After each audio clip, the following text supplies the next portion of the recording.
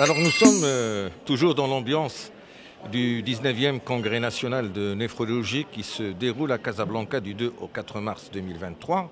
J'ai le plaisir de recevoir Dr Loubaris Toufik, qui est néphrologue à Rabat. Et il est en même temps le président du collège des néphrologues de Rabat-Salé Qenitra. Marhaba, Dr Loubaris. Alors, nous sommes dans le cadre d'un congrès national de formation médicale continue dans le domaine de la néphrologie. Qu'est-ce qu'il représente pour vous, le congrès national de néphrologie? Le congrès national, comme son nom l'indique, c'est d'abord une rencontre de tous les néphrologues du Maroc, tous secteurs confondus, pour se rencontrer, pour échanger dans la convivialité, dans un esprit aussi, comme vous avez dit, de formation continue. Cette formation continue qui doit se faire et doit passer, que ce soit à travers le congrès national ou à travers d'autres manifestations, notamment celles que nous faisons également au sein des collèges, que nous faisons de façon beaucoup plus soutenue et beaucoup plus fréquemment, parce que ce n'est pas évident d'organiser un congrès national plus fréquemment que de manière annuelle. Donc le congrès national, en fait, il fait la synthèse de toutes les avancées néphrologiques.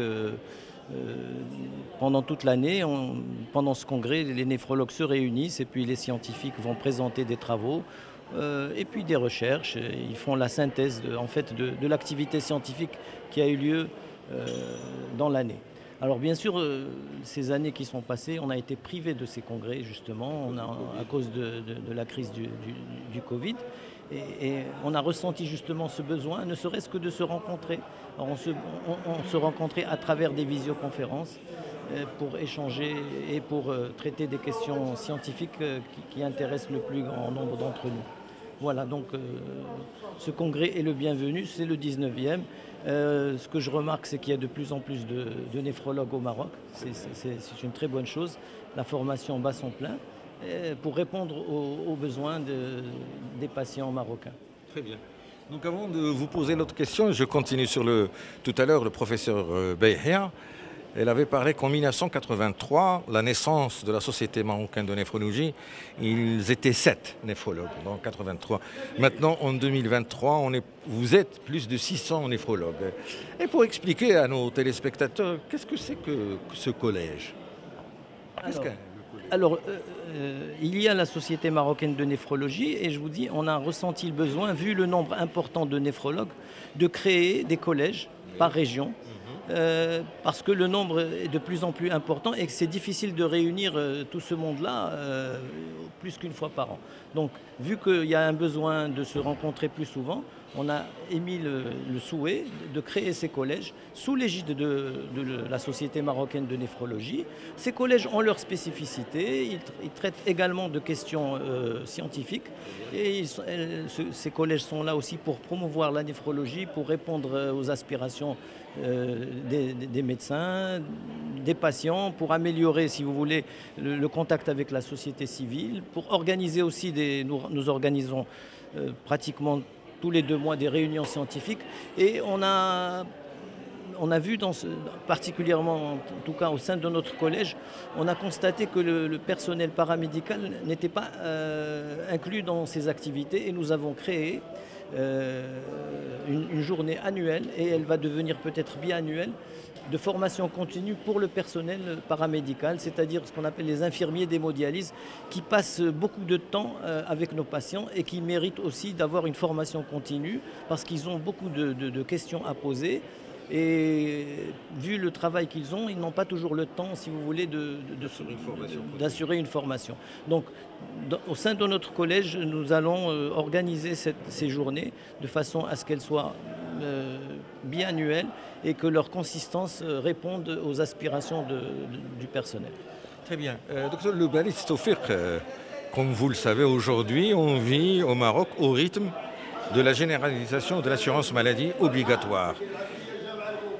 Qu'est-ce qu'il y a comme répercussions sur l'activité de la néphrologie et des centres d'hémodialyse, tout en sachant qu'il y avait ce programme de partenariat public-privé avec le ministère de la Santé? Alors, justement, ce programme de partenariat public-privé qui existe avec la néphrologie depuis maintenant plus de 10 ans, fait que l'impact si vous voulez, de cette nouvelle conjoncture n'est pas énorme, si vous voulez, parce que tous les patients qui ont besoin aujourd'hui, parce qu'on parle surtout de l'hémodialyse chronique, qui est le problème le plus patent, sont pris en charge, que ce soit à travers ce partenariat public-privé pour les ramédistes ou à travers les associations qui prennent en charge également un certain nombre de patients qui vont maintenant être reversés dans le régime normal. Donc finalement, il ne va pas y avoir un bouleversement des effectifs. Contrairement peut-être à d'autres spécialités où certains patients n'avaient pas accès à la médecine dans leur spécialité. Nous avons fait ce travail depuis longtemps et nous avons sensibilisé les autorités. Et en fait, ce qui fait qu'on en est arrivé là, c'est que la nature chronique de la maladie fait que vous êtes obligé de vous... L'État marocain et les autorités marocaines ont eu beau ignorer au début des années 80 cette pathologie, ils ont été obligés de reconnaître qu'il fallait la prendre en charge. Et donc, ça s'est organisé autour des associations, il y avait le secteur privé, il y avait le secteur public. On a travaillé comme ça, si bien que finalement, il n'y aura pas d'appel de nouveaux patients. Voilà, donc c'est un peu comme ça que je vois les choses. Alors, docteur Loubaris, vous êtes néphrologue et comme vous le dites toujours et comme on le sait, il y a 3 méthodes, j'allais dire, de prise en charge de l'insuffisance rénale chronique terminale, soit l'hémodialyse, soit la dialyse péritonéale ou la greffe d'organes. Et la greffe d'organes offre une meilleure qualité de vie. Alors comment on peut encourager le don d'organes dans notre pays et développer davantage la greffe d'organes et plus précisément la greffe du rein? Alors il y a 2 questions dans votre question. En fait, comment favoriser le don d'organes? Alors si on veut favoriser le don d'organes, d'abord il faut changer la loi. La loi est contraignante, elle n'est pas simple. Aujourd'hui, la loi oblige les gens à aller s'inscrire sur des registres qui sont par-ci, par-là. C'est trop contraignant. Il faut faire, à l'instar de ce qu'ont fait d'autres pays, et cette chose-là a contribué à relancer la greffe, c'est la loi du consentement présumé. C'est-à-dire, si vous n'êtes pas d'accord, vous devez vous manifester. Si vous